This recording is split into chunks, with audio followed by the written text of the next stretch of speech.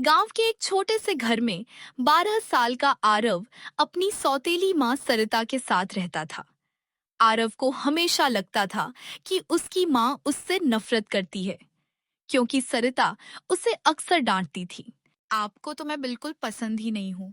काश मेरी असली माँ जिंदा होती। आरव, ऐसी बातें मत किया कर।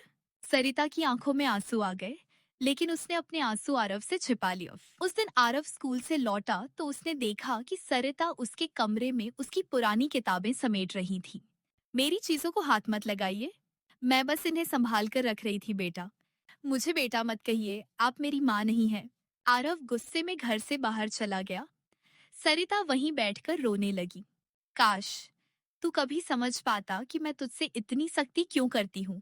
अगले दिन आरव के स्कूल में फीस जमा करने की आखिरी तारीख थी, लेकिन घर में पैसे नहीं थे। आरव परेशान होकर बाजार में बैठा था। तभी उसने दूर से सरिता को देखा। वह अपनी शादी की आखिरी निशानी, सोने की छोटी सी अंगूठी एक सुनार को बेच रही थी। माँ, आप ये क्या कर रही हैं? तू यहाँ? आपने अंगूठी क्यों बेच दी? तेरी स्कूल की फीस भरनी थी, लेकिन आपने मुझे बताया क्यों नहीं? क्योंकि माँ अपने बच्चे की जरूरत बताकर एहसान नहीं जताती। आरव कुछ बोल नहीं पाया। उस रात आरव ने पहली बार सरिता के पुराने संदूक को खोला। अंदर उसकी बचपन की तस्वीरें, स्कूल की पहली कॉपी और एक पुराना खत रखा था। आरव ने खत खोला।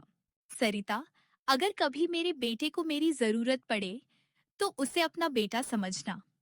उसे कभी यह महसूस मत होने देना कि उसकी माँ उसके पास नहीं है। ये खत आरव के पिता ने सरिता के लिए लिखा था।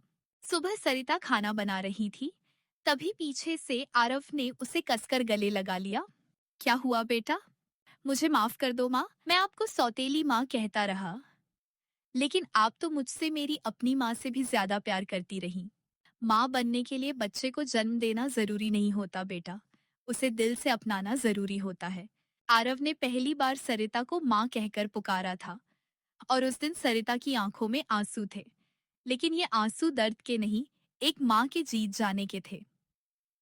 अंतिम नरेशन। रिश्ता खून से नहीं, प्यार से बड़ा होता है।